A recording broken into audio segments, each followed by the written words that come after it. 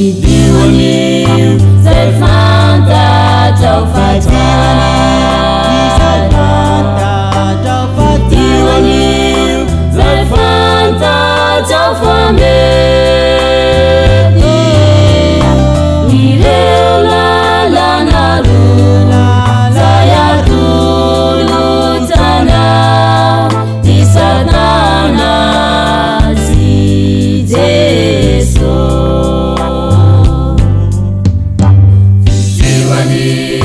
zay fantatrao fa tsara Idiwanil zay fantatrao fa mety ireo lalana roa zay atolotsana ny Satana sy Jesosy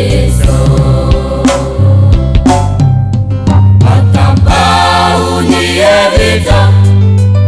azamula misalasa na amini zao fiana na iza ni fiana na wale si mahali tafamanda lusatari leni na anya palani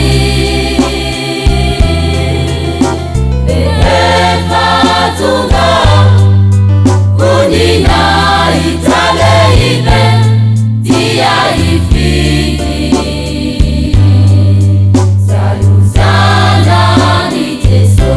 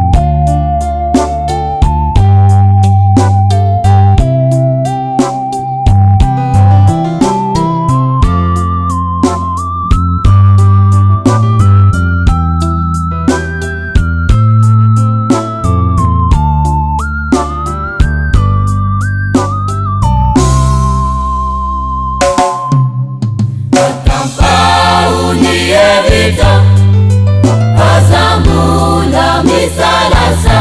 na amini zao fiana na iza ni fiana na wale si mahali tafamanda lusatari leni na anya palani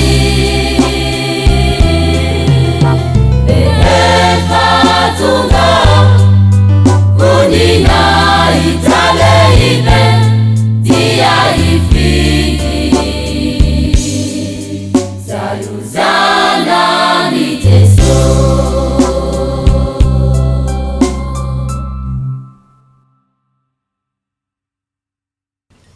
Zahay moa zahay eto si zahay tsy mangalas Rasay ko mivavaka fe mivavaka tragno avao hay zay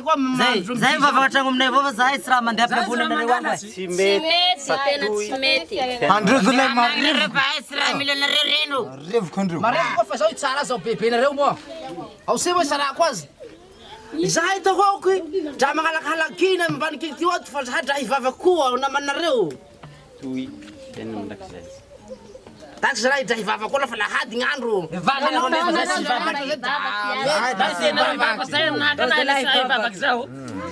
Zao ny fivavaha tsy raha lilin-drazanay Ino zany ty problème zay Ny aminareo fivavaha tsy raha lilin-drazanay Zay Toaky Toy nagnengano babako anay toy